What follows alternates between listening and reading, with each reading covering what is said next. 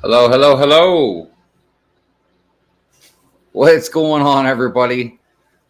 Welcome to the drawing stream, phase 2 CODY style. All right, give me 1 second. Let me turn off this heater over here so I can get a little better on the noise. There we go. All right, I was having some technical difficulties, and I have a guest with me.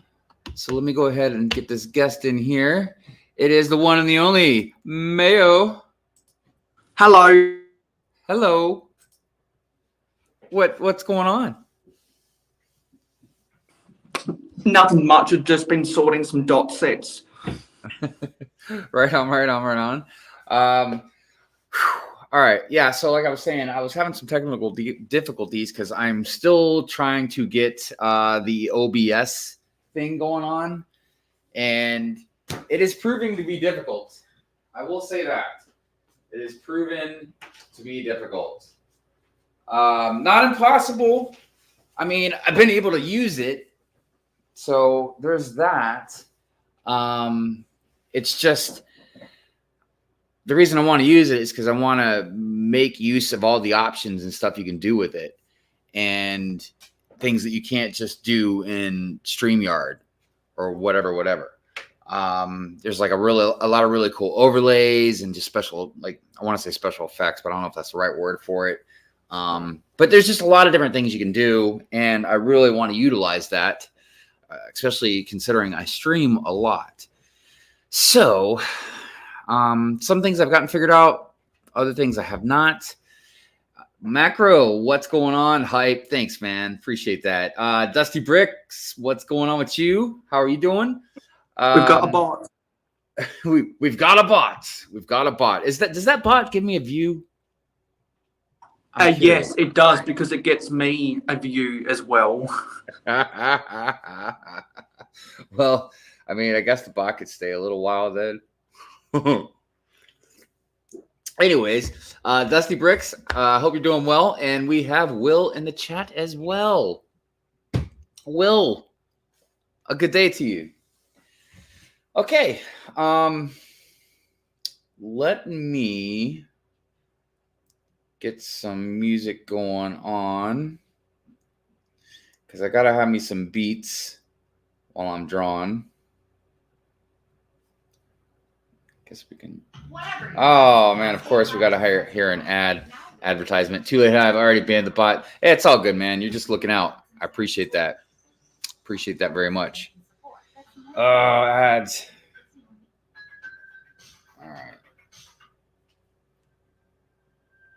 All right. So yeah, as you can see, we are getting closer to finishing good old phase 2 CODY. All right. I don't want that too loud. It just takes a minute for everyone else to see that I banned it. Oh, nah, it's all good, man. All right, so got that camera going. So I also got to make a thumbnail for my Friday night Hive stream. It's going to be a plant a tree stream, as in tree building. So at the very least, if I get one more decent tree built and I put it right down the middle, then I can do I'll have the scene set up for my next stop motion. Or one of several of the next stop motions I'm going to be kind of working on almost all at once. So we shall see. We shall see. Now I just got to put my phone back in the tripod, and then I got to do some more sorting of the dots. There's a lot of dots going on right now. Yeah, there's a lot of people doing live streams about dots. I think it's because they're all going on clearance and people are buying them on clearance, like myself. Yeah, they definitely. And then I mean, I feel like they're not even really too expensive as far as Lego goes. Because they're But I small don't. pieces. Yeah, They're but I'm small not sure because pieces, I've so never they're bought any. inexpensive, and so therefore, when they go on clearance, they're a dream buy for mock builders like me. Well, there you go. I mean, I've just never, even though there are some that have some pretty cool prints, obviously they never really floated my boat. I can't find anything really to do with them. As a matter of fact, I have other, I mean, I've mentioned this a bunch of times, but I have other 1x1 tiles that I save up from my homie Ninja. So like every time, like when I'm building a set or something, if I have like an extra tile, I'll you know, like save him some. And he's probably already got some of these, but I don't know. I got some more too somewhere else that I gotta get out for him. Okay. Hey, what's up, Rich? How you doing, man? Nah, you're good, bro. You're good. Oopsie. And he says, depending on how long you go. I mean, I don't plan on going too long. I just figured, you know, I'd probably put in a good solid hour or so of into the top of this helmet, see how good I can do. I'm pretty happy with the general outline. All the proportions seem to be right. So once I finish the top of this helmet, you know, that little side camera and then the antenna, you know, I'll go over it one more time and just add like one final layer of detail, and then I'll put the orange highlights in because it's CODY. Mayo, Dusty Brick said hello. Hello, Dusty. Dusty was on my live stream earlier. Right on. Where I was doing some more dots. Okay, nice. Hadrian's Wall, hello. Welcome to the stream, and I appreciate your compliment. Thank you.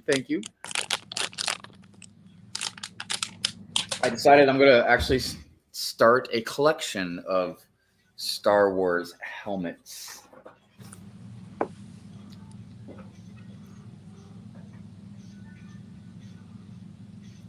I won't be drawing them one after another,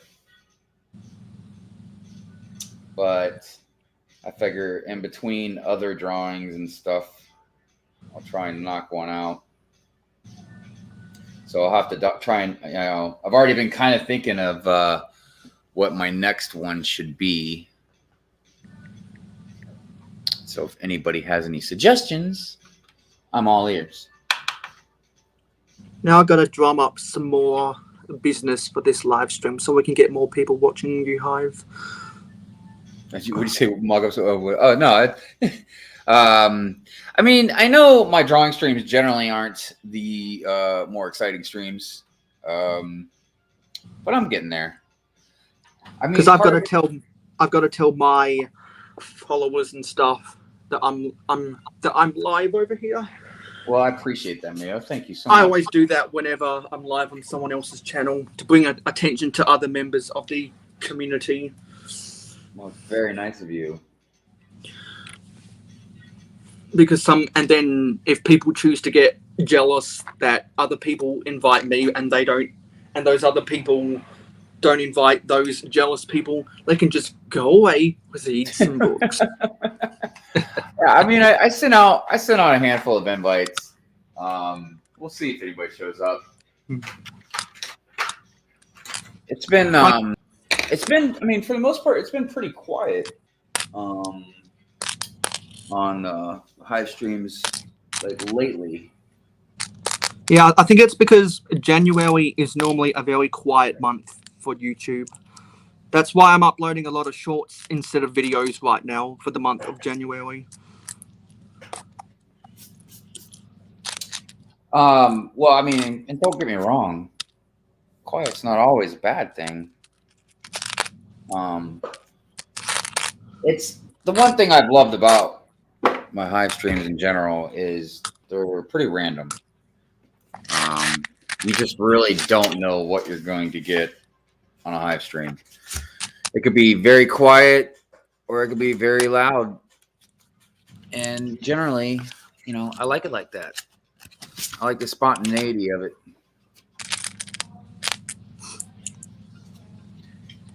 See, and Good Morning Brick Road is becoming more and more the complete polar opposite of that. It's becoming more structured and routine. And I'm so glad I was able to negotiate with my boss so that I wouldn't have to work on Mondays, so I can watch the NFL playoffs and watch you, Hive. Well, thanks, Mayo. I appreciate that, man. I really feel like, and I wanted Good Morning Brick Roll to be a staple. You know what I mean? Even if people don't watch it, at least they'll know of it because, I've had it every Sunday for like 2 years now. I'm pretty sure it's been over 2 years, but because I was checking on my channel and I think my channel is my channel is actually pretty old. I started a long time ago, but I didn't actually start doing anything with it until like 3 years ago. Well, you think 3 years ago is a long time. Well, I'm 9 years old. Well, then I guess you would have been 6 when I started it. Will says, people love your drawing. Oh, thanks, Will. Appreciate that. More people would stay if there was a constant conversation, but that goes for any and every stream. Yeah. That's the thing is, I'm practicing. I need to get better at drawing and trying to keep a conversation going. It's very difficult. That's why you've got to bring on guests to hold down the fort. Well, and that's why I started doing that. I started throwing out invites during my drawing streams. But I also didn't want to be too quiet around my guests either. But I don't know. It's just something I got to work at. The thing is like my drawings. Now look, let me show you guys something. Like there's like 80 of you guys here. Let me show you something real quick. All right, hold on. Watch this. I'll show you something, and it'll kind of help better show what I'm about to say, because I put a lot of energy into these hyper realistic drawings, and I've gotten better at it over the years, to where I'm pretty proud of how good I can be at some of these hyperrealism portraits. But when I'm doing those, I have to put major focus on these drawings. But let's say I didn't. Let's say I was just drawing like some type of like more cartoony type stuff, right? I'm trying to think of something really random, because I don't really draw like too much like this anymore.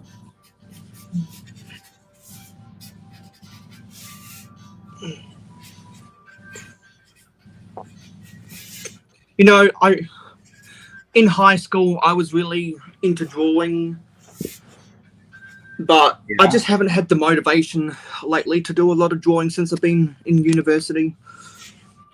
Well, I've been drawing, since I was like a kid, you know what I mean? Because like I'm talented, like I'm more talented than the average person. Because I used to hear a lot of times in high school art class where I actually got the award for the best student in the class when I graduated or something like that. I used to hear people all the time saying, "Oh, I can't take this class because I can't draw." Right.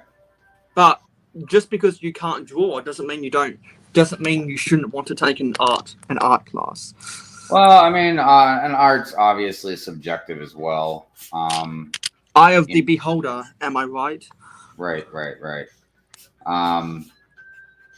So, I mean, this drawing that I'm doing right now, I mean, is literally taking me like seconds to do. It's nothing though that's really I would call any good, but it's just the point I'm making is like I can sit here and draw something, a lot more simpler. I don't know if that's the right word I'm trying to think of. All right, so like, see again with the way that my table is angled, it just looks awkward. But the point is, like, it's easier for me to draw something really fast and like that doesn't take a lot of concentration, and I can talk a little bit easier or listen a little bit easier to what anybody's saying, But when I'm doing stuff like this, I gotta really, really focus. And I still can obviously look up at the chat, see what people are saying, here and there. Obviously, somebody, if you're talking about something, I can hear you. But the level of interaction I can have sometimes can be a little limited depending on what exactly I'm drawing at the moment. So, yeah. But I mean, I just the reason I started drawing streams is, I know I like to watch a lot of artists draw. I mean, whether it's painters or other hyper-realistic, hyper-realism artists, or like storyboard artists, or just anything. I love that same genre because if I was to be a professional cartoonist, that's how I'd want to draw. I've always had this thing about I like to watch stuff come to life. And now what I'll probably end up doing, actually I know it's what I'm going to do. I really have to get another camera, a better camera. But I want to do speed drawings of all this stuff, which would be even better because you get to watch it, but you're not watching like hours and hours and hours. You know what I mean? I look at that. Rich is awesome, dude. He's like, let's talking more drawing time. See? Yeah. I was gonna read that for you. That's a good comment. So yeah, I'm pretty excited though because I decided I don't know if it's gonna be Etsy yet. I still have to make some business decisions. But I'm gonna get all of my arsenal of artwork together, which I have quite a bit. I mean, I have a lot of stuff. And I'm going to start making prints and selling original copies if people are willing to pay for it, which some people are. I'm also going to start doing more commission work. I'm just not going to sell myself short. I mean, I'm not going to be like ridiculous with my prices, but it's got to be worth it for me to take the time to do this stuff. I see some people trying to sell their art on Twitter all the time, and all they do is they just get a stencil, they put a Microsoft Paint over it, and then they try to sell it for $4 a piece. I'm like, no one's gonna pay 10 cents for that. I wonder if people do pay. It's some of these dumb. It's like some of these dumb people who see other people who are able to charge $10 a piece for their artwork, and they think they can do the same, and they try to play it the easy way, and it's like no one's going to fall for their lies. And therefore, when they say, "Hey, I'm selling this for X amount of dollars," they get people on Twitter saying no one's ever going to buy that,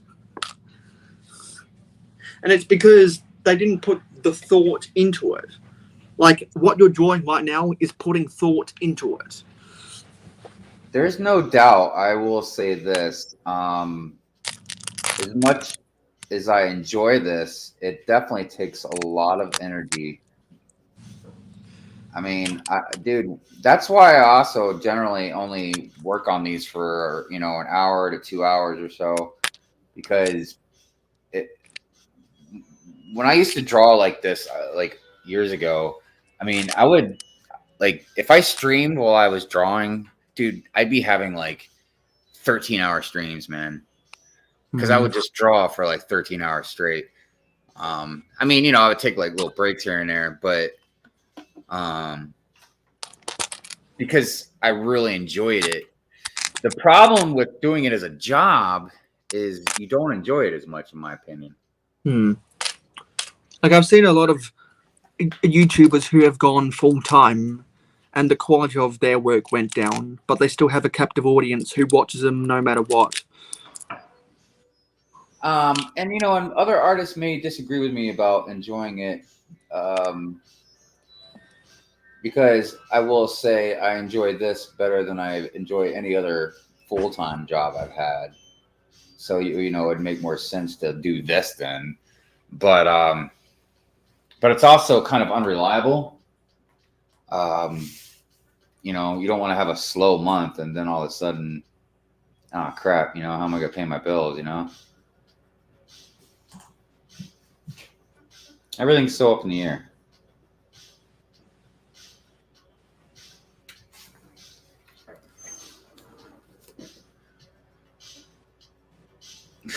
I just noticed Will's comment, crack that whip brick scene.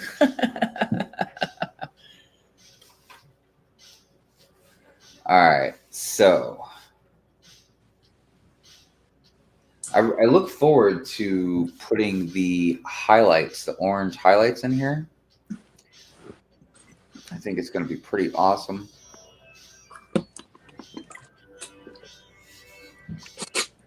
And just because R2D2 has all those computer panels on his body, I've considered whether I want to try draw an R2D2.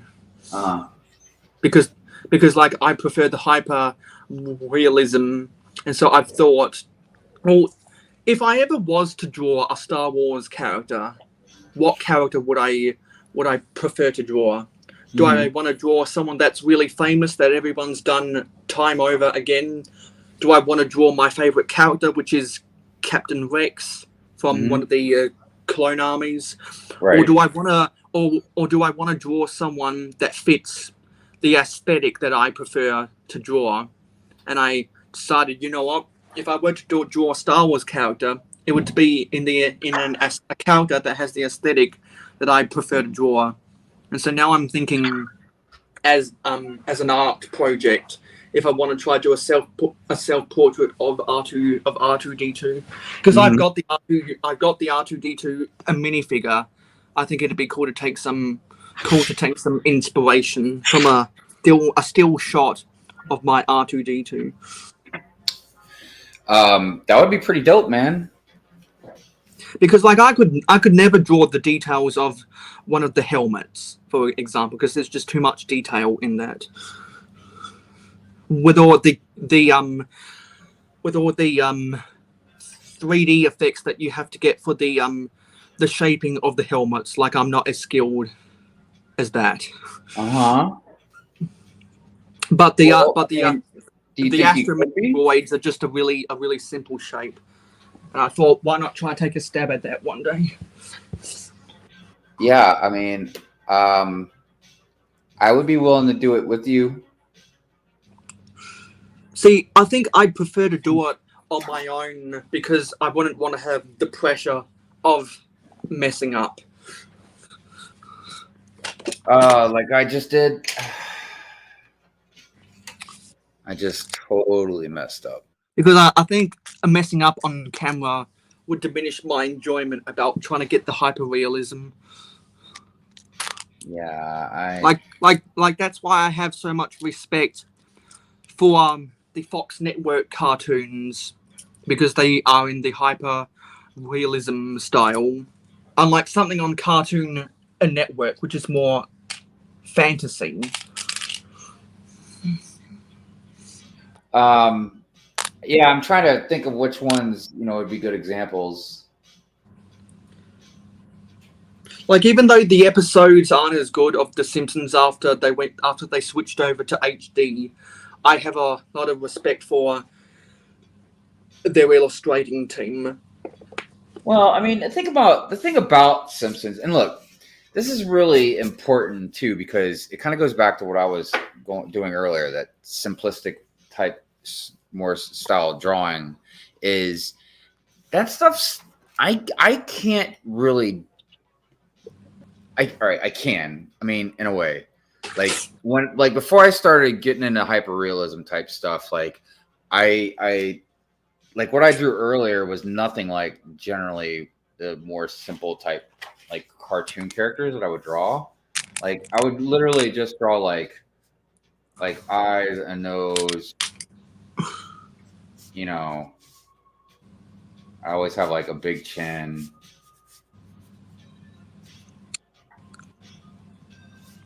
You know, and then sometimes I'd have eyebrows darker or lighter, just depended. Um so I mean it was kind of similar, but the See, thing is like I don't I had a hard time doing this because I kept wanting to add too much stuff to it, and I wouldn't know when when to to really stop. stop. Yeah, like for instance, you know who does like this type of stuff like perfect and like just beautiful is Mr. Hinkle. Dude, Yes, Mr. Hinkle, his style of drawing, man, I envy so much. Like he has like solid line work, man. Like it's almost like a tattoo artist's dream, dude, to be able to do like solid lines like Mr. Hinkle does.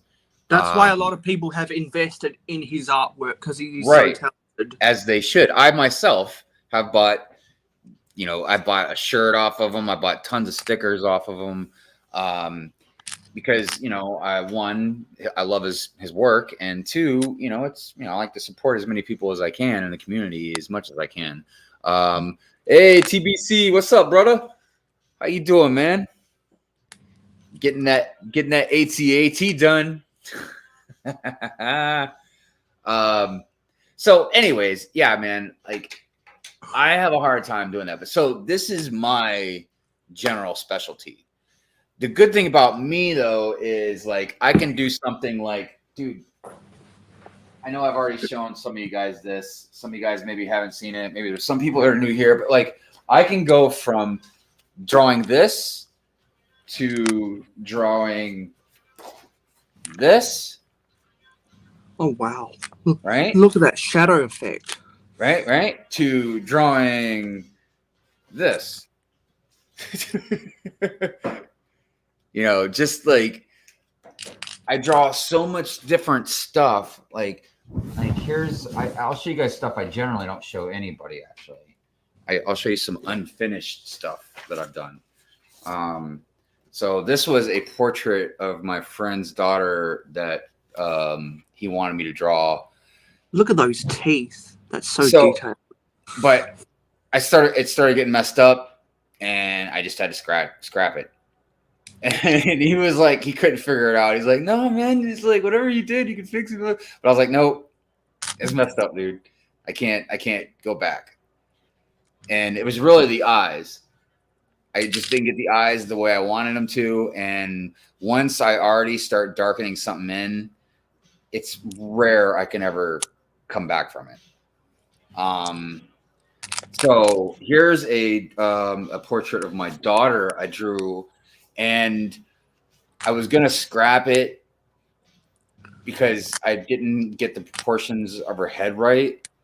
But I was decided to keep it because I was so proud of everything else I did in it. So like I'm not happy with the proportions of her head. It's just a little too oval, right? But as far as like her hair, you know what I mean, and like the details in her shirt and like her eyes, like everything else, dude, I was so happy with. And that's Like actually those, like this is actually the expression of her face because it was from a picture. It was her birthday, and that was her look on her face when we brought out her cake. Like she was all surprised. I think. So, so you can see these different things I'm showing you. They're all very different. Like here, I'll show you a couple more things just to show you a little bit more of like the variety of things. Because like I'm trying to find a really good one. I need to get my ass to work on creating a hyper realistic Mayo Hosco logo. What I need to do for the sake of myself. So here was another lotus, and this white wisp thing around it. I tried to get it into the letter N for my daughter's name. I was pretty happy with it. Yeah, it's pretty nice. So like, and then this was these things I was drawing called shadow angels. So but they're like elemental ones. So like you can see air because of the clouds in this one. And I did a couple more. One was like had fire in it. Another one had water. And then like so those are more like nicer things. And then like I got like this skull that I drew with horns. Now, but like I was saying, the reason I'm showing you guys this stuff is because even though all this stuff is vastly different, it's the point is when I draw stuff, I have to draw stuff like in detail. You know what I mean? So like this is a xenomorph, from the movie Aliens. And that's my style. It's like every once in a while I can do something a little more cartoony. But for the most part, when I draw stuff, man, I have to draw it like very detailed. A lot of details, a lot of shadows, a lot of shading. So yeah, that's me.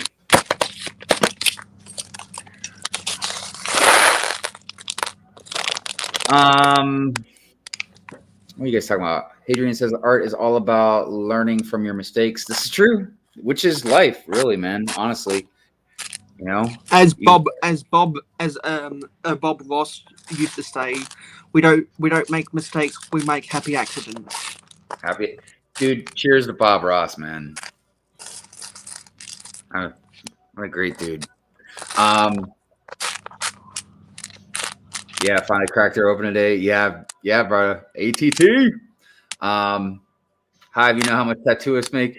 Yeah, Dusty, they make quite a bit. I was told, so I was gonna be a tattoo artist. The problem was I don't have a hometown. I moved around a lot, and I just didn't sit still long enough to stay and be an apprentice anywhere. And then I don't know. You could say it's an excuse or not say an excuse, but like once I had had my daughter. Once my daughter was born, and I was working like 2-3 jobs, and could I go back to it now? Probably not. Even now, because I just have so much debt, and I have a really high mortgage payment. I got a big house, so. But yeah, I was told by other tattoo artists that yeah, I definitely could have made like probably $200 to $300 an hour. Yeah.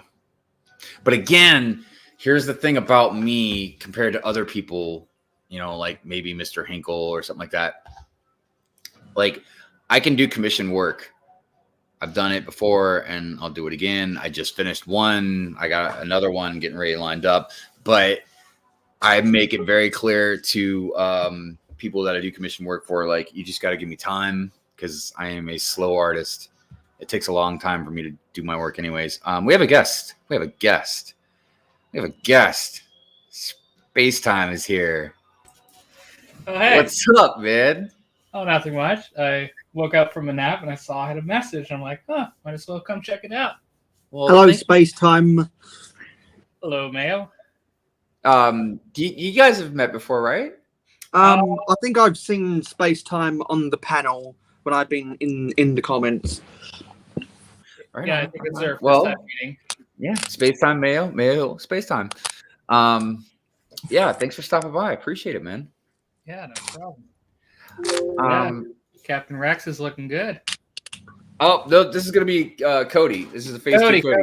I think a Captain lot Rex of people, is my well, some Captain people Rex have is my favorite character. I almost did Rex too. I almost did Rex. Maybe Rex will be in the future. I think there's just been so much talk about Rex and Cody in the Lego scene that my mind's merged them together. But yeah, I'm looking forward to the orange highlights that I'll put in this, which isn't going to be a lot, but I figured it'd be just enough. Oh, thank you, Hadrian's. Wall says, I love that alien drawing. Yeah, that was kind of my tribute to H.R. Geiger, or Giger. I'm sorry. I always want to say Really? Geiger, but actually Giger. Supernatural looking. He when after he passed away, I kind of wanted to draw something because he actually inspired me quite a bit. I wish I could find, I think it's actually sitting right here, a drawing. So like he inspired me a lot with a lot of my style of like when I draw more scary type things. I would show you guys more, but there's one of those Shadow Angels. Oh, there's Bleach from anime. Where is it?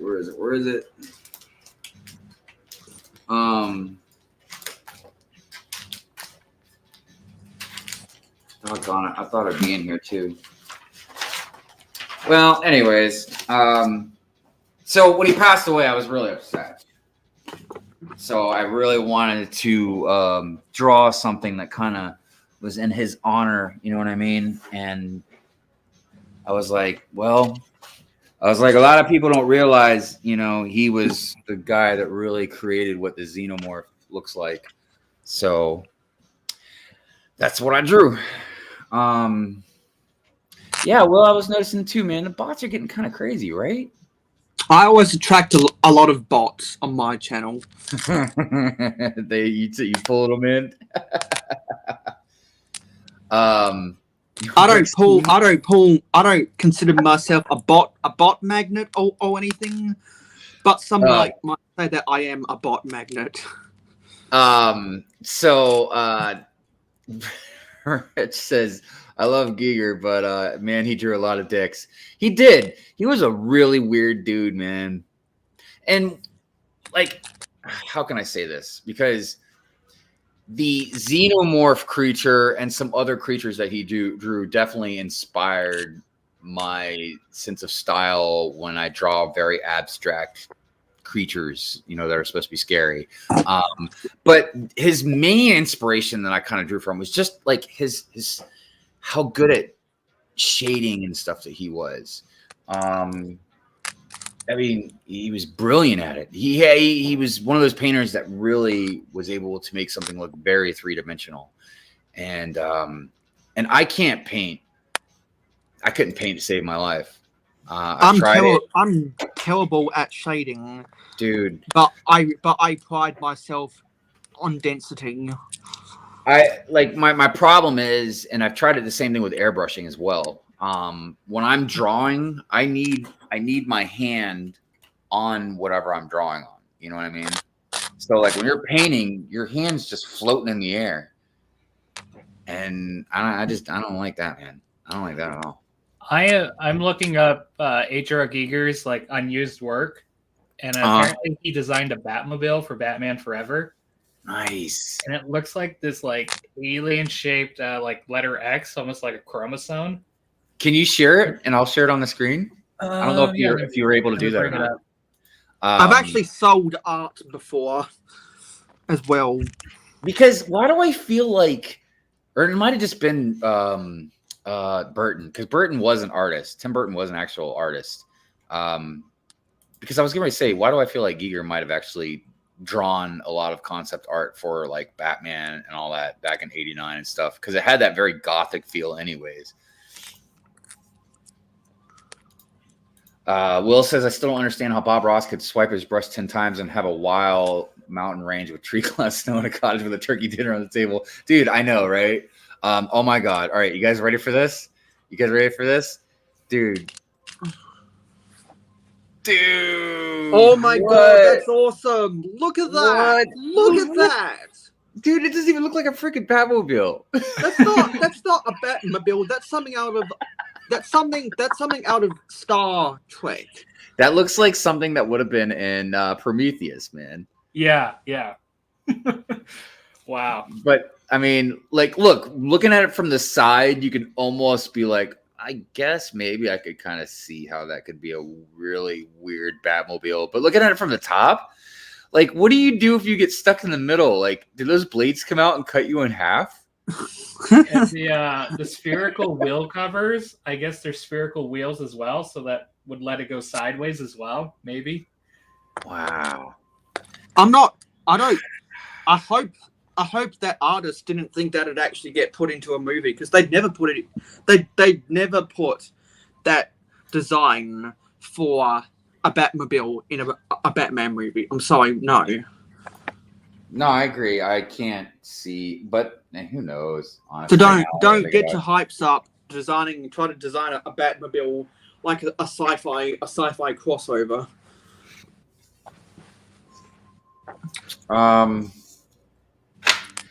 Which reminds me, I was talking to a buddy of mine not too long ago about Batman versus Judge Dredd, the comic book. It came out like, I want to say it was the late 80s.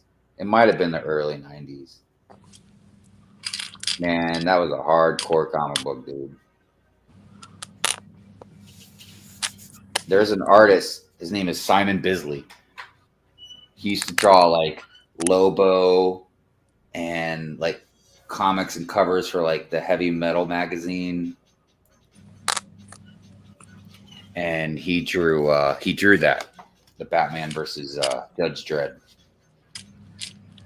Because, dude, Batman and Judge Dredd are two of the most hardcore dudes. Have you seen either of the Dredd films? Yeah, I've seen them both. Which one do you like more? Because I haven't seen either and want to check them out. I definitely like the one with Carl Urban way better. Okay. Now, look, the one with Stallone, it's campy. You know what I mean? But it's not the worst thing you'll ever see in your life. And I would, look, if you have time, you can watch that one. It's not, like I said, horrible, but definitely the one with Carl Urban. Dude, Carl Urban says like 2 words in the whole movie, man. Oh, wow. Dude, but he's so hardcore. He is so hardcore in that movie. He does Judge Dredd perfectly, man. He doesn't take his mask off the whole time. Okay. Because he's impressed me like within the past 5 years, like going from Star Trek to Thor to The Boys, and it's just like, wow, Carl Urban picked some pretty good ones. Yeah, he's a very versatile actor, I will say. And he's in The Boys. I first saw him in Star Trek, and it was like nice and frail and like small build. And, like when I saw him in these other movies, I'm like, is this the same guy? It is. It is. But yeah, man, and he's a good actor too. He's a good actor.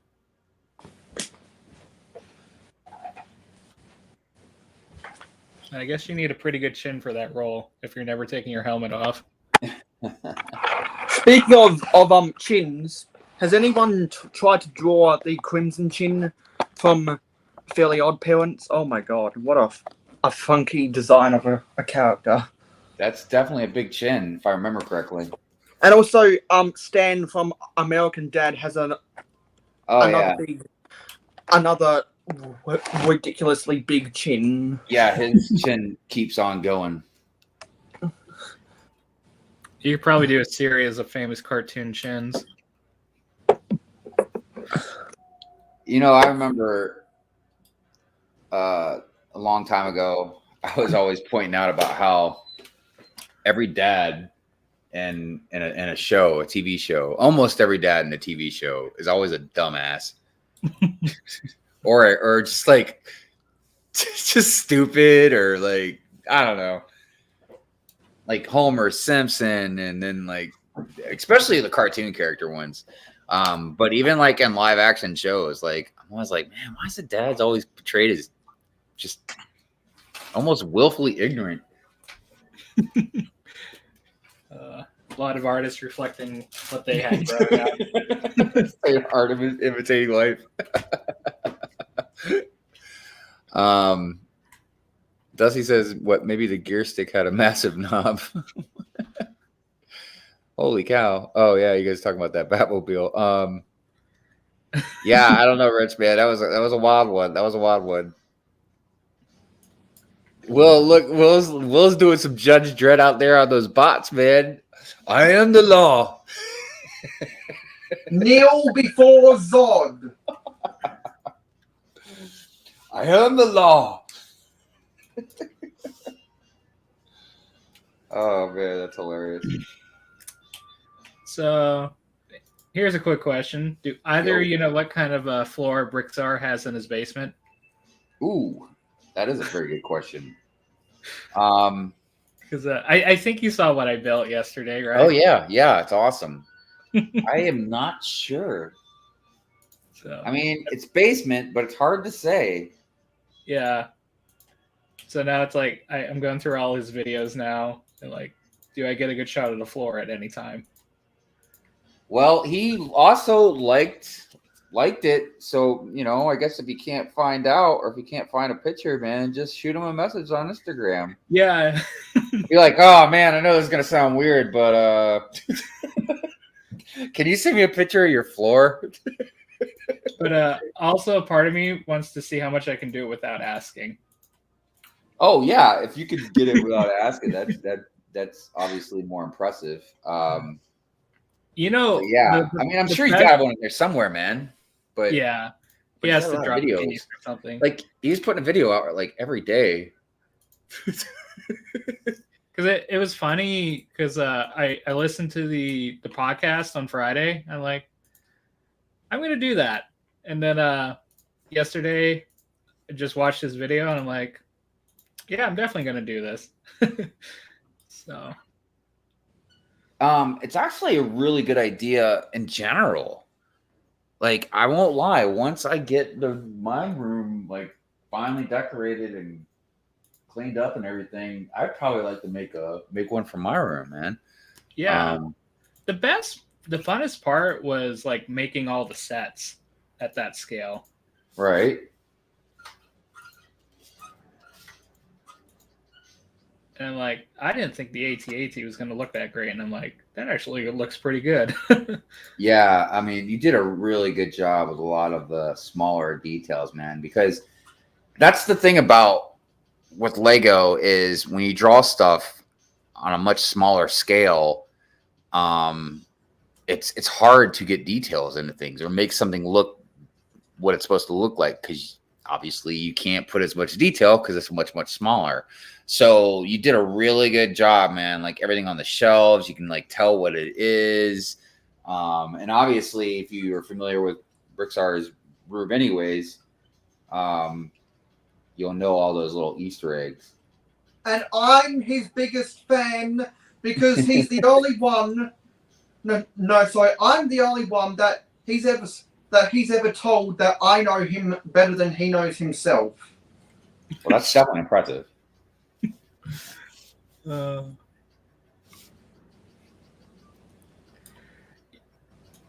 I've forgotten, because for when I'm talking to most people, I've forgotten more than they'll ever know. I hate to say that, but yeah. Well, you know, it is what it is. Oh, wow. Harish Taziv.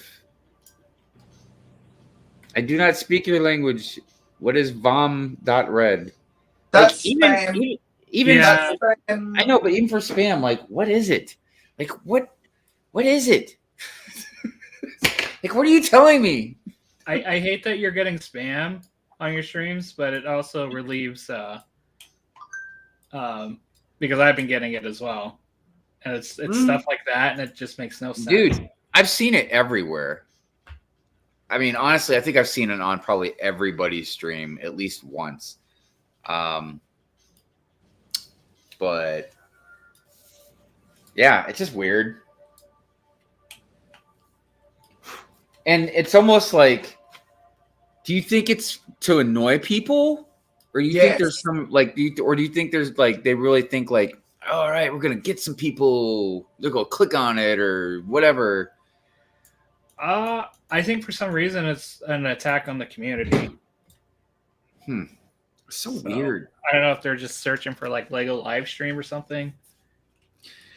That's so weird.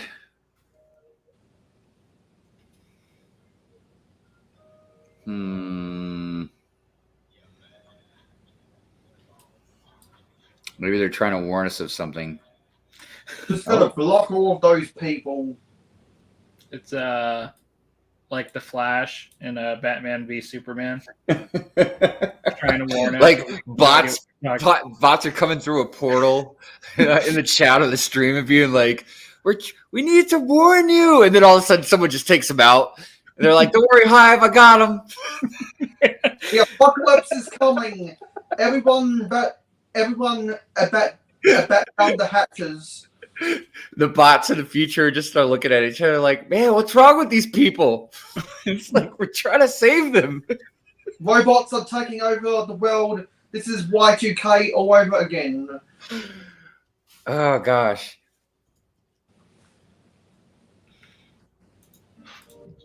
Dusty, that's hilarious. But what if he shaves? Battle of New York all over again. Yeah, maybe that's what it is. Battle of New York all over. All right, now I think. I was gonna say I think it's almost time to get down on that antenna,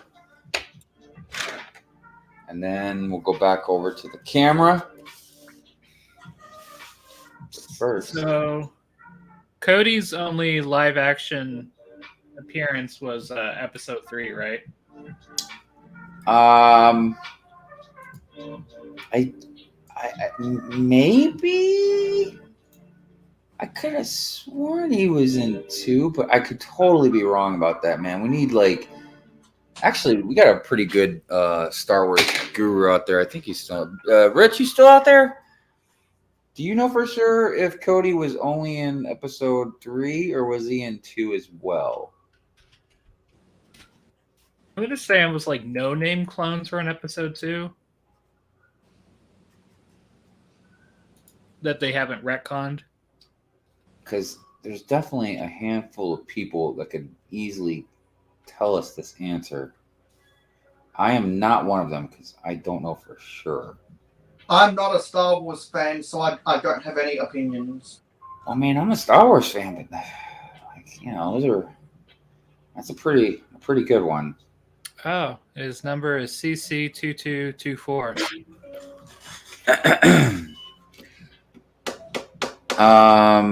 Episode 3, Rich says, all right. Good call, Space Time. Dusty says he knows what the bots are saying. Oh my goodness, it's the Dockster.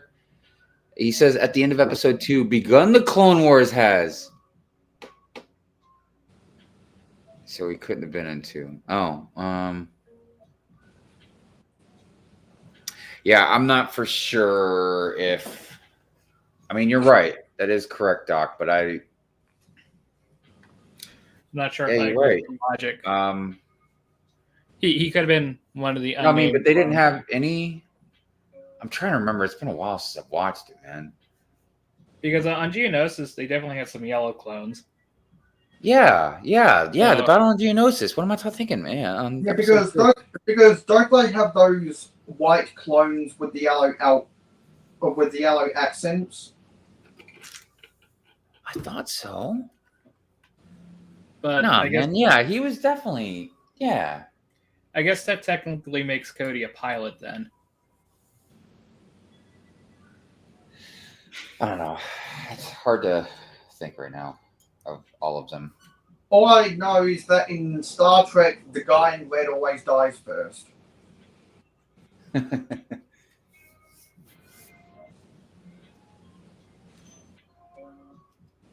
All right, that's looking how I wanted it to look though. So we're on the right track.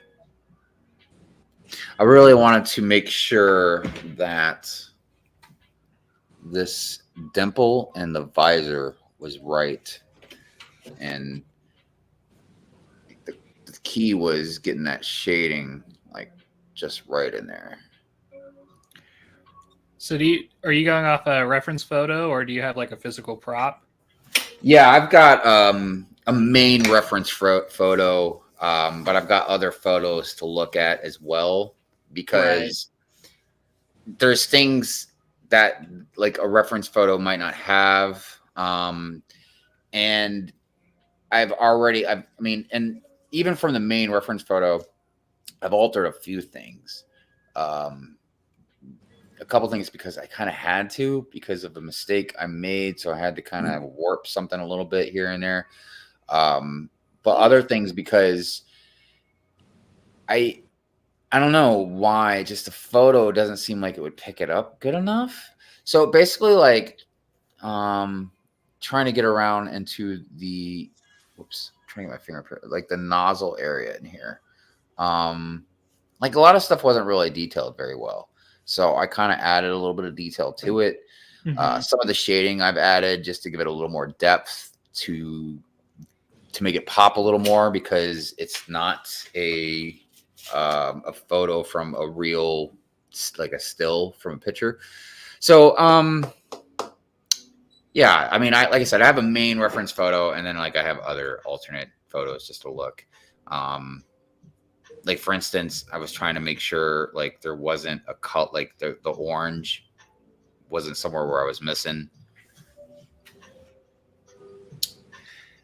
You know, next time I think I'll take the drawing out of the sketch pad, because it weighs a lot more, so it slides. Oh, okay. It's like it keeps sliding off the table. What's Doc talking about? What's going on up there? No clone was named until they served with the Jedi. Those guys only had numbers. Don't read more into canon than there is. I don't know. I just remember Samuel clone. That's funny, Rich. That's all of us are according to Lego. That's right, Will. Damn Lego company. The clones are colored when they were aboard the ship's at the end of episode 2. Yeah, like I said, I'm not really sure. I just assumed, but I should not assume too much. Why hasn't CAC made the correct pilot helmet, since they're 10 steps ahead of Lego when it comes to what the fans want? I don't know. Doc says that helmet is so detailed. Thanks, Doc. Thanks. I try, man. I try. And to be honest with you, this was really kind of a practice drawing for me, because I haven't drawn really anything except for like a couple easy sketches of like some Lego figures, and I didn't even draw those right. But besides that, I haven't really drawn anything in years. And then I was kind of wanting to draw a little bit, and then somebody commissioned me to draw. Oh, that's around. I'm getting ready to mail it off to them. But yeah, they commissioned me to draw something, and that kind of sparked a fire under my butt. And then I decided, I was like, you know what? I really want to draw a Star Wars helmet. There's so many cool Star Wars helmets. I was like, I really want to draw one. So here we are. But the problem is I can't just go full blown into it a lot, like, because, I'm doing so many other things, especially with the Lego stuff. Right. And I was thinking about making a second channel for my artwork, but I don't know. I could do it if I just didn't have to go to work, 50 hours a week. It's just too hard, man. I think keeping everything on one channel until you reach a certain size that there's enough demand to move it to another channel is probably the better thing to do. Yeah. Because then you're at the point of trying to grow two different things. Mm-hmm. Yeah, and that's pretty much how I've been kind of working it. You know, I mean, I have a playlist. I have two now. I have a playlist called Hive Art. So if anybody's curious enough, if they go to that playlist, you can actually see a lot of my other artwork, like portraits of people that I've done. You know, my own. I did a self-portrait of myself.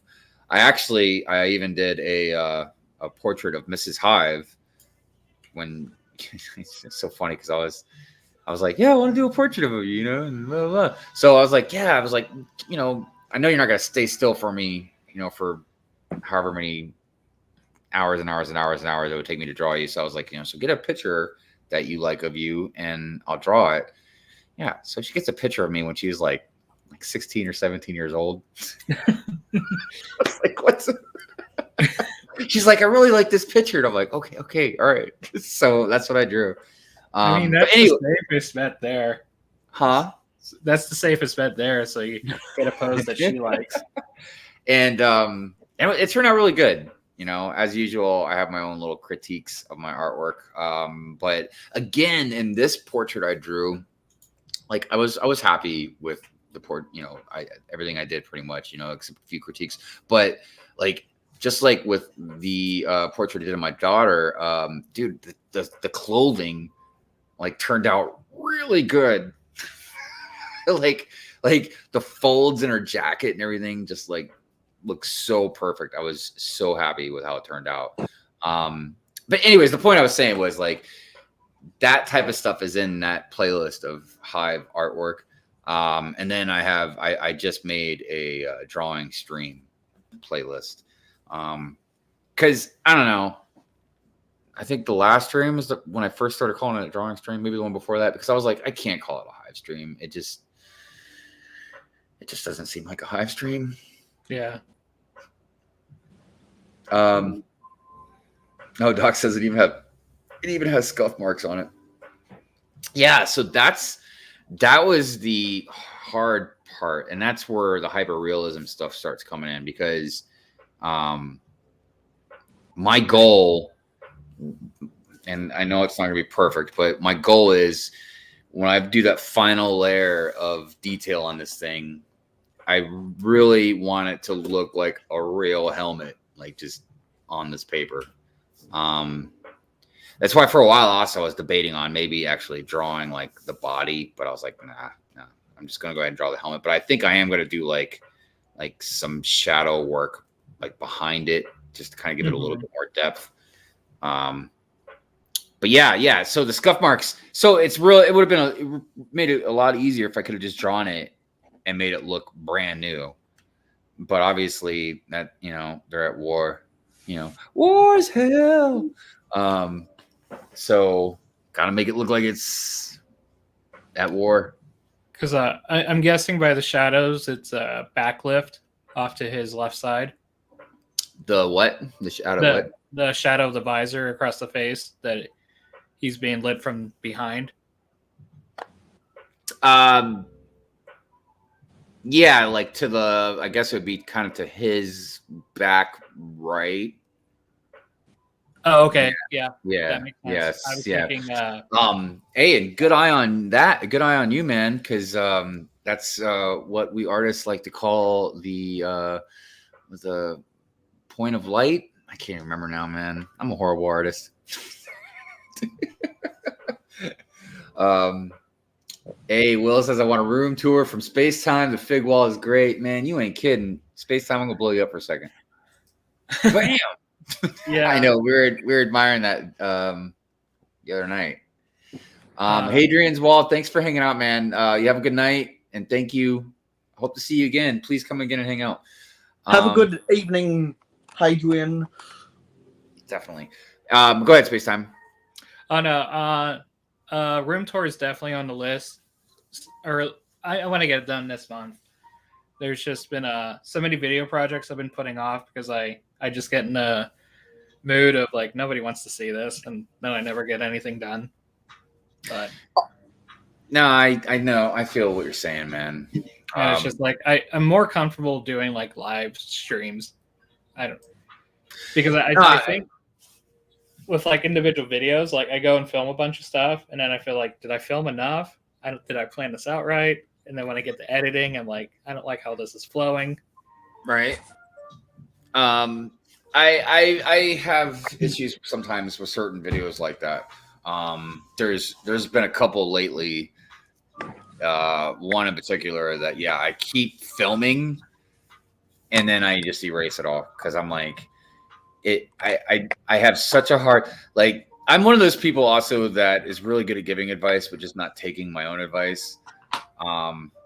And that's part of it too, because if it was anybody else, I would tell them like, dude, yeah, you should go ahead and make that video. You should talk about it. You know, other people might want to hear and, and feel the same way you feel. And maybe it might bring them a sense of relief or whatever. Mm-hmm. Now that I've done some cleaning up, I think I'd be more comfortable finally doing a room tour myself, because I had people months ago saying, you know what, you should do a room tour. Yeah, I mean, room tours are really great, and they're really popular videos as well. I can't wait to do like a good room tour in here once I get everything.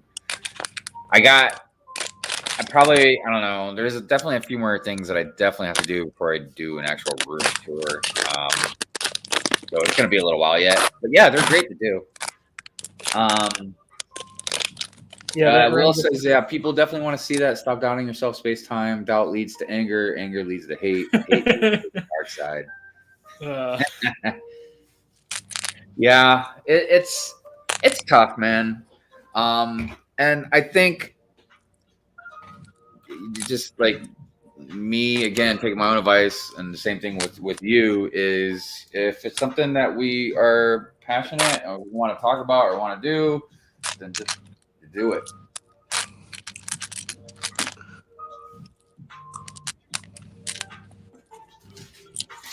But it is easier said than done.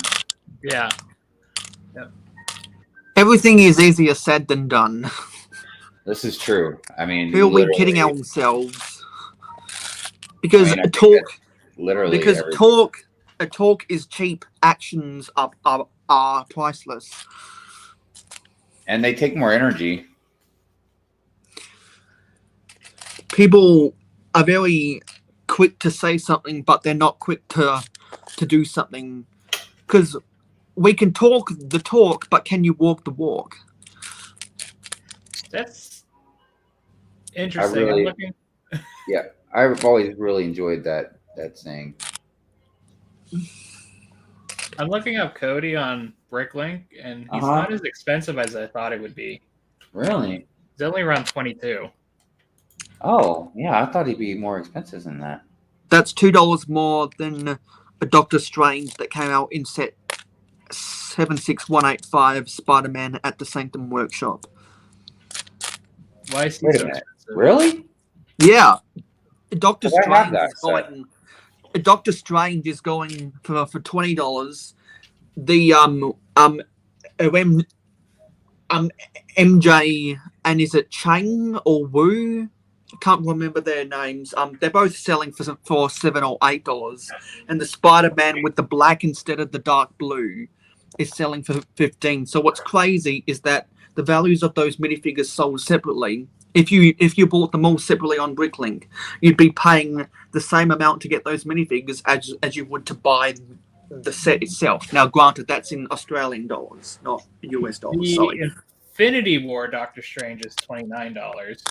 What? The newest Doctor Strange, not from the Gargantas, but from No Way Home, is around $9. Oh, okay. I think Maybe it's those are isolated incidences. Because I have that Sanctum Sanctorum set. Yeah. The workshop. Oh, the workshop. You're right. I don't have that one though. Yeah, because I've got it, and it's still built, but it's very fragile. So I've got pieces coming apart all the time. I can try and show it on camera, but it's difficult.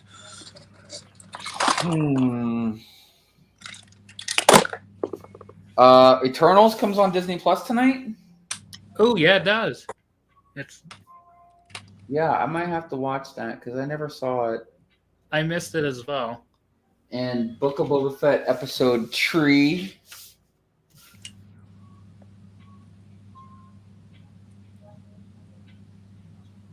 That's been so good so far.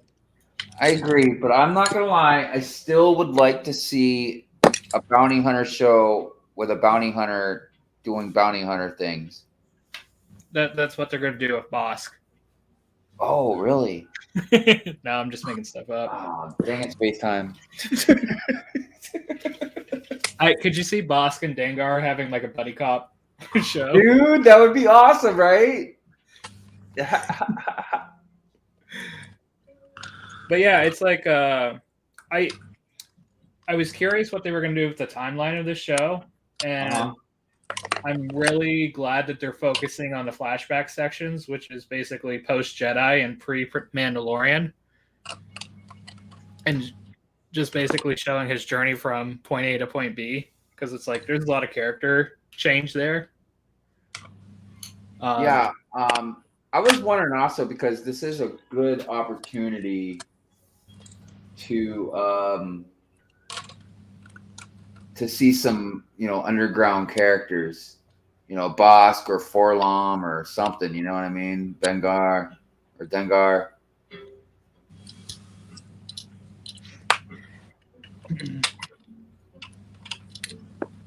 But I want to see like what's become of his ship. Like, did someone put like a boot on it at the Mos Espa? What are you talking about? The Slave One? Yeah. Well, I mean, when he came out of the Sarlacc pit, I don't think a long time had passed, right? Right. I would assume like maybe a week, a few days. Yeah, I was thinking in the week or so. But like season 1 of Mando is supposed to be like 5 years post Return of the Jedi. So it's basically a 5-year gap they need to fill in with his character. But you do have to wonder. I mean, he wasn't with the Tuskens for like a week or two. He was like with them for a while. Yeah, so that where part the hell there, is his ship? I could see. Yeah, exactly. So I feel like it's gotten booted and someone took it and sold it. I mean, because he's obviously going to get it back because he has it in Mando. Yeah. So I think that's the next step, because it's like, and like that's probably how he's going to meet Fennec. Oh. Because he hasn't done that yet. In the, I'm sorry if we're talking spoilers. What, for Mandalorian? Or because I guess speaking vaguely about what has happened in Mando. Oh, no, at this point, no, we're past spoilers. I mean, Okay. I try not to spoil anything like a couple days after, a day or two after something comes out. But by the time you hit like 4 or 5 days, it's like, all right, look, if you're really, really excited about it, you really should have watched it already. It's not even like an hour-long show. It's only usually like 35 minutes or so. Oh man, I missed some comments. What are you guys talking about? Oh yeah, it could be in Jabba's garage. This thing is just so goddamn fragile. That's the thing that always got me in Mando or in Star Wars in general, where they just leave their ships when they park and just go off exploring, and they don't lock it or engage the security system. Yeah, that would. I see. Will said I want more Doctor Strange and more Shang-Chi and more Iron Man, but that ain't happening. I do want more Doctor Strange. I cannot wait for in the Multiverse of Madness. That's gonna be one wild ride. I can promise you that. They're gonna make Dengar either the coolest or he will be a complete joke character. I don't know. They can go either direction with Dengar. Remember when he was first captured, he told Rudy and he had a ship and he'd get them off road. Yeah. I don't know how much his figure would go up. Well, honestly, I will tell you this. I am not going to be selling my Wolverine #1 comic book until the first appearance of Wolverine in the MCU comes out. I was just thinking the other day, I was like, yeah, what am I thinking, dude? I ain't gonna sell that thing right now. I was like, I'm gonna wait till he comes out and it'll be worth more money. Doc says his ship should be nicely parked in Java's garage. I mean, and honestly, I don't think anybody would mess with it for a while because anybody that knows it's Boba Fett's ship. I mean, would you mess with Boba Fett's ship? It just doesn't seem like a good idea. Oh, Doc just said, who would mess with Boba's ship? It probably has its own defense system to prevent people from getting inside when he's on a mission. I mean, that would be the smart thing to do. Because think about it. If you're a bounty hunter, man. Yeah, Brickstein. Anytime someone brings up Dengar, I just think about how they portray him in Robot Chicken. Yeah, I think I remember that too. And it wasn't pretty.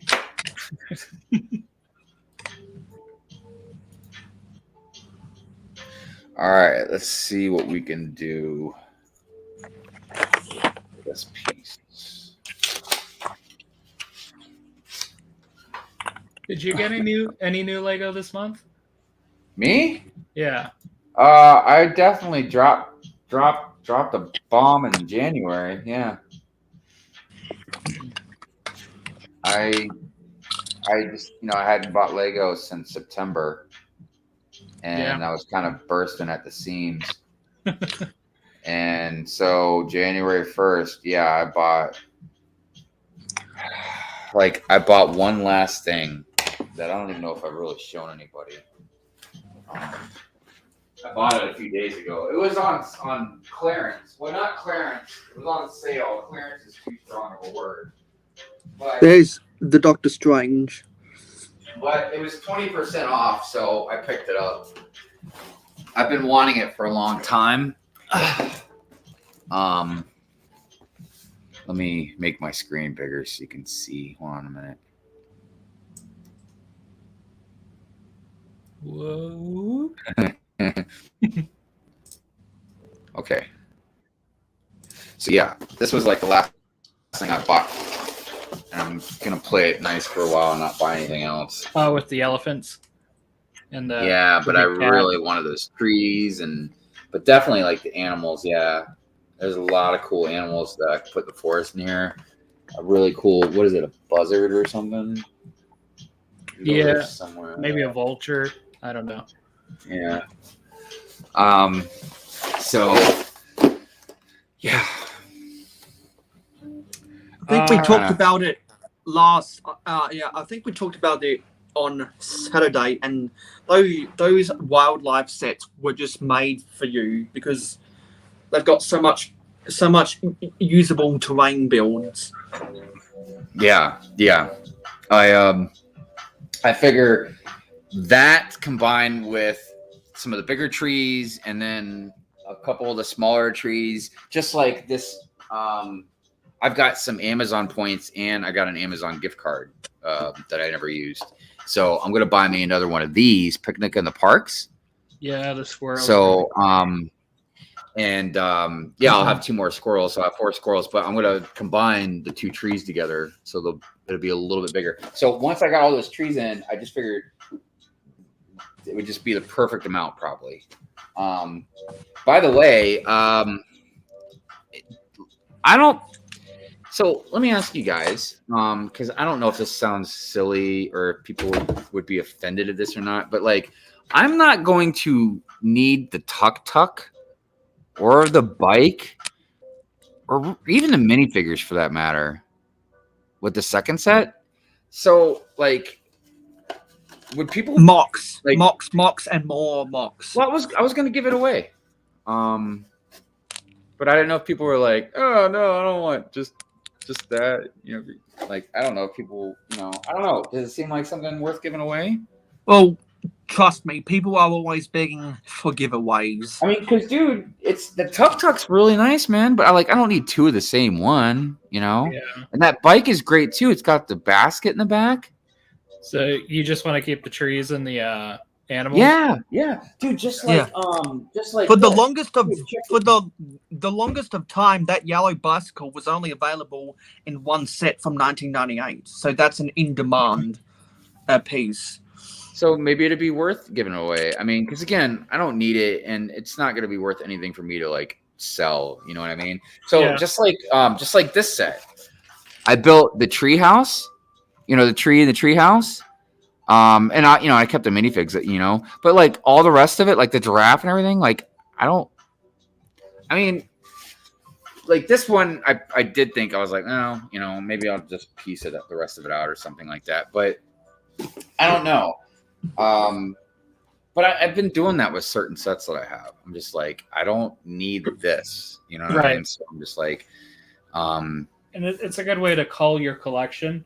And I would just determine I don't know what your parts collection's like, if it's healthy in those colors or not, and just make the decision there. Would be more beneficial to keep in the parts collection for building something spur of the moment, right? Or would someone get more use out of it?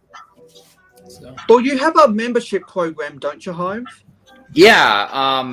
And like, for instance, I'm pretty sure the first giveaway I'm going to do for my members, which is I'm going to do it on the last Good Morning Brick World of every month. Okay. I'm pretty sure the first set I'm going to do is this giveaway is this Ninjago set. Oh, is that the Tournament of Elements set? Yes. Yeah. So I've got that like right here. Oh, I'm on full screen. I didn't even realize I was still on full screen.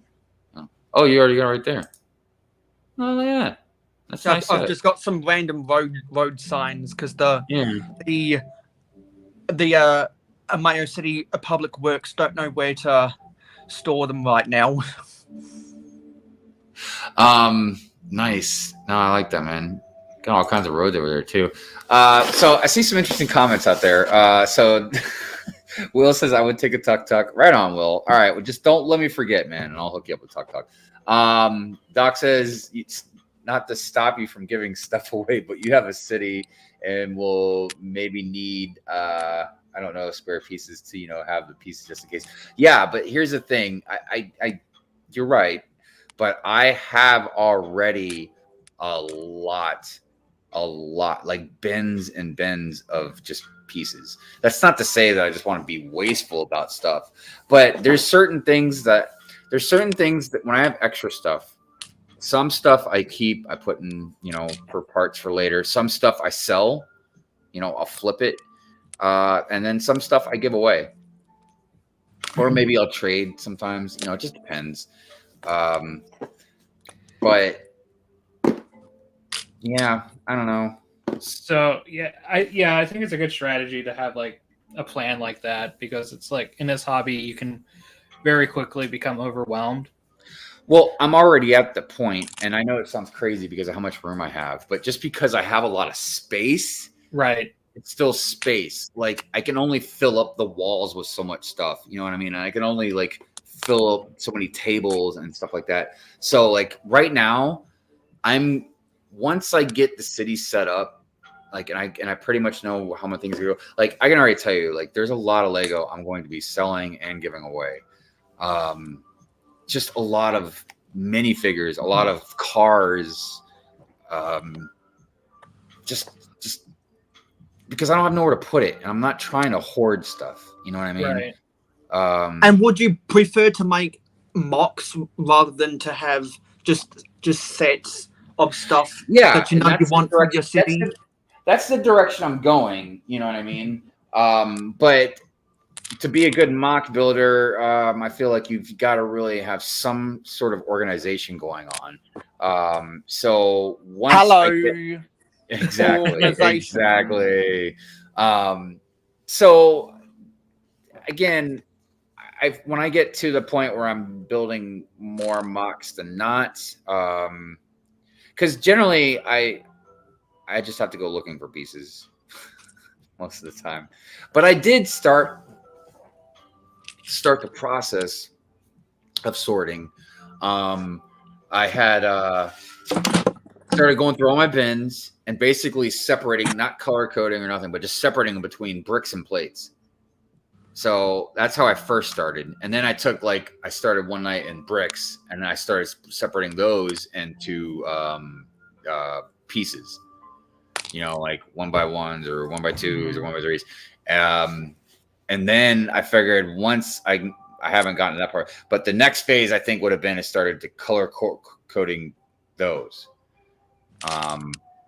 You know, but there's a lot of pieces. Yes. Well, yep, you called the tuk-tuk. I got you, brother.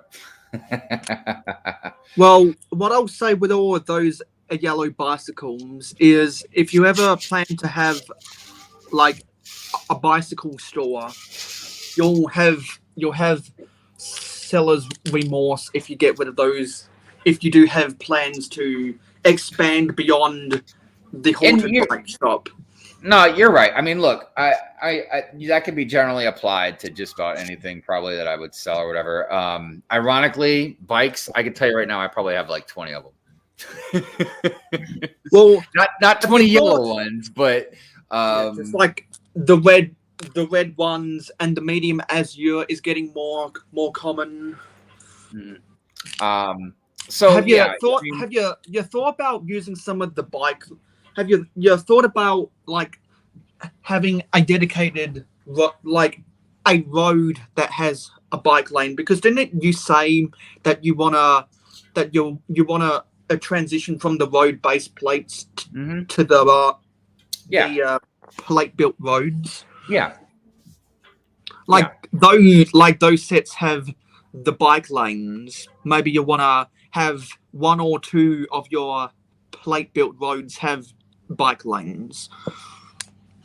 Yeah, and you're right. And again, I don't want anybody to think that I get too foolish with like giving things away or selling things, but like sometimes I sell stuff and I do have buyer's remorse because maybe at the time I just needed a little extra money, or I thought maybe I didn't need this as much as I needed it. Like, for instance, I regret selling my Bricktober minifigure packs. You know, I had both of the Marvel one and the Harry Potter one. Now, I had actually two of the Harry Potter ones, and one of them I gave away. Like, I can't remember if it was like 500 subscribers or 1,000 subscribers or something. I gave it away, which is great. I mean, I don't regret that. But selling the other one and then selling my Marvel one, you know, I kind of wish I didn't do. But such is life, you know. But giving stuff away, honestly, I don't think I've ever really, that I can think of anyways, really regretted giving anything away, because generally when I give something away, it's because somebody really needs it or really wants it. And I know it sounds very cliche, but I really do feel good if I can make somebody happy. You know, like for instance, there's this freaking Yoda that if I ever find it and I have the money, I'm going to buy it for Sands, because I know there's like one Yoda he's been looking for a long time. And I don't know. But there's other people that I have in my head like that I'm like, man, if I saw this and I could afford it, I definitely would want to get it for them, because I like to make people happy. You know what I mean? So it's not like I can just give away all kinds of stuff. You know, if that was the case, instead of selling solo my Nebulon frigate, I would just give it away to them. You know what I mean? But no, I'm selling that. Just to let you know, a Ghostbusters HQ would make me very happy. Oh man! Anybody want to give me that? An airport shuttle would make me really happy. No, I'm Gosh. Yeah. So, you know, and it's just, I don't know, just I like to do stuff like that. So, you know, for instance, you know, I don't know, I've just given other stuff away before, like especially stuff for if I know you collect something like a theme or something like that, and I have something like that, and it's not attached to me, or it's not worth $1 bazillion or something, like I will give it to you, just because I want you to be like, that's something that would make you really happy. You know what I mean? Which Yoda is Sans looking for? I can't remember. I gotta have to like go back and look at our messages and stuff. It's one of the older ones. Okay. I want to say it's like the first one, but I don't think it's the first one. I don't think it is. Hey, Clip, what's happening? Yo. And no, Will, I am not even going to look at that comment with Ninjago City on Craigslist for $250 today. Just saying. Hello, Clicking Cliff. Clicking Cliff. We mentioned that Doc Sampson is here. I can't remember if we did or not. We did. Okay, so that means I need to change my name to Nao Hosco then. Yeah, definitely acknowledge that Doc was here. Will says Darth Revan and Malgus for Queen Amidala would make me even happier. I agree. I do have Revan though. I did add that to my collection. I was very happy about that. It wasn't sealed, but it was still very awesome to have them. I guess I only have an Amidala to make you happy. Hold on a minute. Let me put you on the Jumbotron. Bam! Will, look at. Very nice. When I bought that at Bricks and Minifigs, I took it fully apart, made sure I could find the Lego logo everywhere. Like, all right, so I'll tell you what, for instance, again,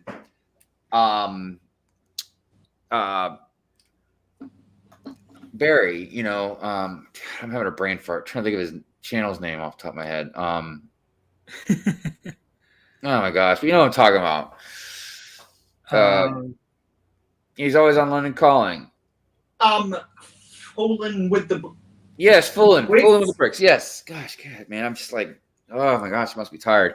But yeah, like he's really into the castle stuff.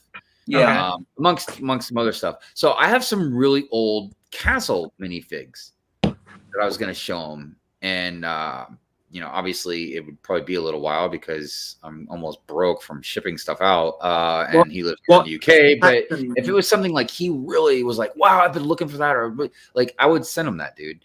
Mm-hmm. Just stuff like that. So just if anyone has any of the if anyone has any of the Hollisterman figures from 1987 to 1990, try contact me about a minifigure trade or something.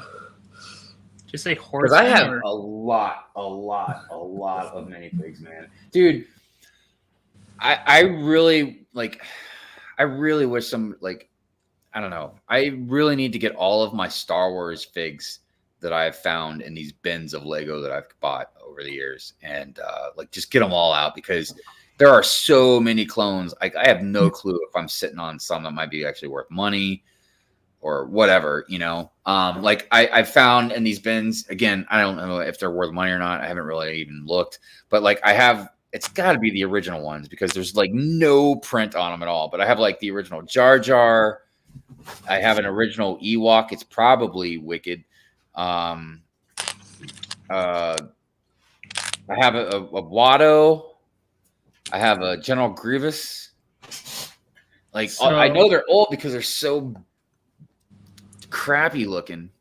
Summer, I'm assuming you're getting ready to pull those out. I found this in a bulk lot on Facebook. I saw this turban up here and a bag of figures, and I'm like, I'm going for it. So I paid $250 for the bulk lot, and then I sold the remaining bulk for like $125. So this gunship with Jedi Bob and everything cost me like $125. Yeah, dude, it's crazy. But it's like, yeah, just having an eagle eye going through pictures of bulk can really pay off.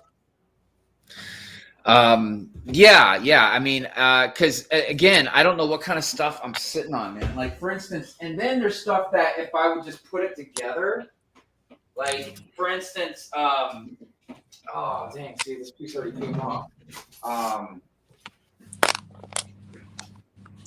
This dinosaur that I've had hanging around with me since like probably the beginning of my channel, honestly. This dinosaur right here. He came with this. This is like a giant helicopter. It's messed up right now, and I got. Oh, that's from a Dino 2010 that was released in 2012. Right. So like, there was a whole bunch of this type of stuff. I'm trying to think of what else, man. It's unbelievable the stuff that I've found. It's why I started like these videos called the long hauls. because there were so many things that I had no clue what they were, or they were just something really special that I wanted to kind of share with everybody. Like one of the pieces I bring up sometimes, I don't know if it's still sitting around here. Oh yeah, here we go. So like this was another one that was just a random piece. I had no clue what the hell it was, but it's like a rocket piece. Oh wow. Yeah. A sound brick and a light brick. Right. But it's all like one piece. So just stuff like that, like I'm like, what the hell? All kinds of like, flags, like this stuff. That that's the from the sea serpent. Yeah, I think we were discussing it the other night. But yeah, like just all kinds of stuff, man. And then on top of buying bins of Lego, like, so the jobs that I used to have before, like, we would have like people would just like this guy. Oh, what do you got? Hold on a minute. It's like a oh chef wow. Oh, that's one of the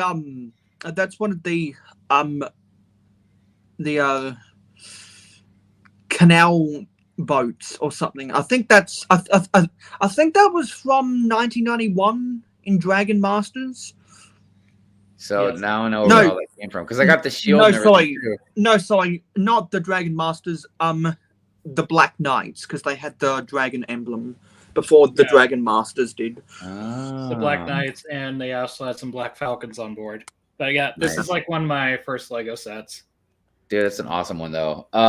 Wait. Oh yeah. So, hey, Ed. that would have came out. That would have came out before 1992 then, because the Black Falcons and the Crusaders were sold from 1984 to 1992. And the Crusaders are the original quote Lion Knights. They actually called them Crusaders in one of the catalogs or the pamphlets back in the day. So they actually do have a name. They're not just a generic Lion Knights faction like all the others. Oh. Because the Royal Knights had a lion emblem, but they were called Lion Knights. However, King Leo's Knights from Knights Kingdom in 2000 to 2004, and also King Matthias as well in 2003, their knights were just called Lion Knights, and they had the generic lion emblem. Then with the Fantasy Castle era from 2007 to 2009, they were just generic Lion Knights, and then had the Lion Knights again with Kingdoms in 2010, and then Lion Knights again in 2013. There's been a lot of Lion Knights, so I really appreciate it that back in the day they bothered to call the knights that had a lion emblem on it, not just Lion Knights. They call it Crusaders or Royal Knights. They just they just aren't creative like that anymore, which is sad. That is sad. What's everybody saying out there? Wish I got a ATOT. Oh yeah, the ATOT. That's an expensive one. AT&T Internet, which is also expensive. All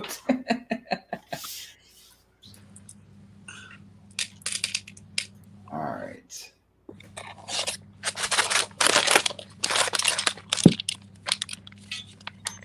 All right, got a couple more of these lines to darken up, and then we'll probably wind the stream down because I think we're reaching an hour and a half.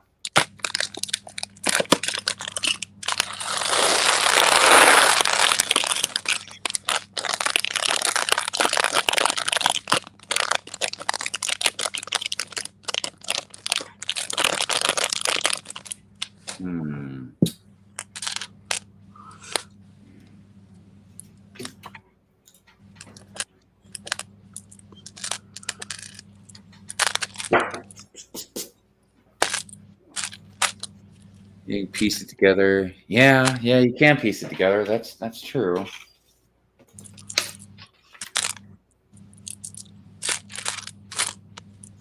I think a lot of times it's just, at least maybe for me, it's just so much easier just to not piece it together. Just kind of have it. The problem with me is when I try to piece something together, I'll buy the pieces on Bricklink and I won't keep all of the pieces I need to piece that set together in the same spot. Because I'm trying to piece together one of the old airport delivery trucks that had those weird hinges. Right. I don't know where the hinges are right now. I need to find them so I can piece together that set. Like normally when I piece together a set, I don't worry about getting the stickers or the minifigs just to keep the cost down. Yeah, I mean, I'm like that with a lot of sets as well. As a matter of fact, I just got I ordered the Hogwarts Express, but it was without the minifigs, or the box or any of that stuff. All it was just the train and the station, and that's all I wanted. I didn't even care about the station. I wanted it, and I didn't even care about the whole train. I just wanted an extra passenger cart. And but when I saw that, it was such a good deal, I just went ahead and got it. So now I've got an extra passenger cart, and I'm going to go ahead and take the engine, the train engine, and then a little tiny piece that hooks in between that and the cart. And I'm going to make the boost tender, the tender for carrying the coal. Yes, yeah. So I'm going to just take that and then the train engine, and I'm just going to make a caboose out of it. So I'll have a train engine, the cart with the coal, 2 passenger carts, and then a caboose. So I'm pretty happy about that. I know a lot of people who have bought a duplicates of the Hogwarts Express from 2018, and they've reused pieces, particularly from the coal tender, to build a caboose at the back, and they've used the windows of the locomotive to help build a caboose at the back. Okay. Because in the Hogwarts Express Lego sets, they've never had a brake coach, which the brake coach is specifically different than your normal passenger coaches, because it has the spot for the guard or the conductor to pull on the emergency brake. So it's like since they've never bothered to define the brake coaches between the regular passenger coaches, it's just easier to build a caboose at the back. Well, I'm happy that I'm going to have a caboose. And I think for a lot of the I think for some of the old passenger trains that would have ran in the US, most times they were such a long journey that some of them actually had a caboose instead of a brake coach. Because normally you wouldn't have a caboose on the back of a passenger train, but some of the old American railroads they did.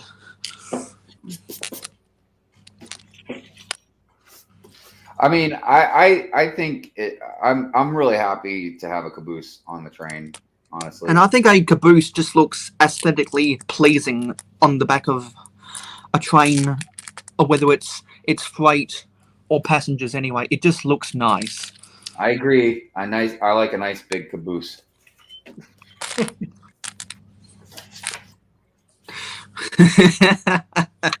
I'm just saying. I see what you did there. I'm just saying. I like it. All right. So, yeah. Let me take a little gander here.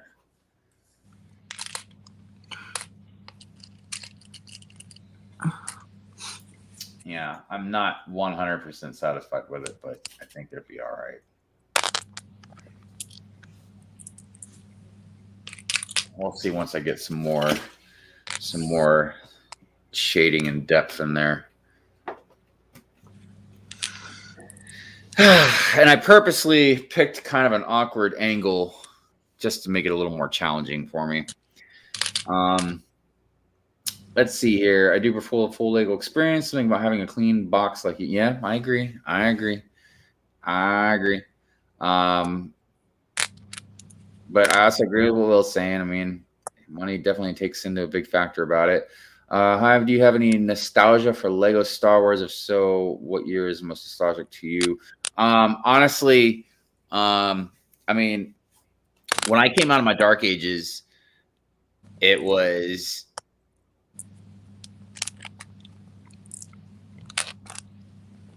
I want to say it was when Rogue One came out. Or wait, did Rogue One came out before Force Awakens, didn't it? No, it came out the year afterwards. Oh, then never mind. So I guess it was when the Force Awakens. Yeah, so it must have been when Force Awakens came out. Awakens came out in 2014. Yeah, so yeah. But I think by the time the snowball really started rolling is when Rogue One came out. Because Force Awakens, I think, came out not long after I got like my first set or two. The Millennium Falcon from the Force Awakens is the first set I bought since childhood. So yeah, and that's the one. That was the first big one that Mrs. Hive got me. Was the Millennium Falcon from the Force Awakens? Because it was one with the interchangeable disc, I think, wasn't it, or the radar? No, it wasn't interchangeable. It was just specifically Force Awakens. But it was the rectangular one though, right? Yeah. So that's the one. So because all the sets that she had gotten me or I had gotten before them were really small, and then once I got that Falcon, I was like, I was really hooked in. By the time the snowball really started rolling down the hill, Rogue One had come out, because that's when I really started getting, because I got almost all of the ships from Rogue One. I got Krennic shuttle, I got the U-Wing, I got the TIE Fighter. The TIE Fighter wasn't with that one, was it? No. I got the tank. I remember the tank that came out. But anyways, I just really started, So I don't know, anything really before that as far as living in the Star Wars Lego world. But I can tell you this, even though some sets look really awesome, like a lot of the prequel stuff does look really good. The original Star Wars stuff that came out, man, it just doesn't look very appealing to me. I just like collecting those early ugly figures. I mean, and again, I can do like the first issue versus what it is now. Yeah, and all this stuff is subjective, like people definitely can see things in different lights. The Rogue One sets were all great. I agree, man. The Rogue One sets were really good. And that U-Wing, man, it was one of my favorite ships, too. I got it sitting right over there. I was just looking at it the other night. Yes, Rogue One sets are almost perfect in my opinion. I remember getting Krennic's shuttle for my birthday, and it's still one of my favorites, but 2013 definitely my most memorable. So, that was right before I even came out of my dark ages, too. But that would have... that probably those few years between, 2010, 11, 12, 13, like that seemed to be a really good era. Like some of the sets they were putting out, man. And I think right in that time frame, maybe a little bit before, it seems like that's when a lot of their styles started getting a little bit better and a little more detailed and stuff like that. I love Star Wars, but I was rewatching the original trilogy and it hasn't aged well. Yeah, I know. But not really a whole lot you can do about it. I'm sure. I mean, look at the prequels, man. If you go back and watch the prequels, like how the CGI has aged with a lot of that stuff. And who knows, man? Like kids 30 years from now will be like, man, look how bad the graphics are in the sequels. They could only put like 1,000 Star Destroyers in the sky. We got 500,000. My computer's bigger than their computer. Right. All right. So, it looks kind of weird from your guys' perspective right now. But this is basically the middle part of his helmet. It kind of sticks up a little bit further. And then like there's like this layer that's on one side of it, and then you can see the beginning of it that starts on the other side of it. But yeah, got a little more definition in the camera. So next time I work on the drawing, I'll probably finish this up because this won't take too long. And then I got the rest of the antenna drawn. I just got to go ahead and get that all darkened back up. And then, yeah, put the details on the top of his helmet and moving on. Do you feel like you... Oh, go ahead. I was going to say, no. Do you feel like you started at a good spot on this page? Do you like how it's centered on it? Because I was thinking if you started too high and you get your antenna cut off. That has happened before. Because I don't know. Some artists, they use graph paper or something like that, or they do certain little tricks to try and keep it, I guess, centered or whatever. I kind of do, but I don't know. I really start like small and then work my way out, and sometimes it doesn't. Like I've got some artwork where I've just got a lot of extra page, so I end up just cutting a lot of the extra page off because just, excess. Just looks ugly otherwise, just leaving it hanging.